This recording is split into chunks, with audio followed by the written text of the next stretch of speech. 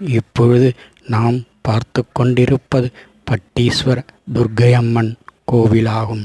நன்றாக பாருங்கள். பட்டீஸ்வர துர்க்கை அம்மன் வேண்டும் வரத்தை அள்ளித்தரும் துர்க்கை அம்மன். மேலும் இங்குள்ள சிவன் காமதேனு பூஜித்ததாக சொல்லப்படுகிறது. மேலும் இங்கு காமதேனு வாழ்ந்த ஸ்தலமாகவும் கருதப்படுகிறது. மேலும் இங்கு உள்ள நடராஜர், பிரம்மா, விஷ்ணு, துர்க்கை ஆகியோர்களுக்கு நடனமாடி காட்சி தந்த இடமாகவும் கருதப்படுகிறது.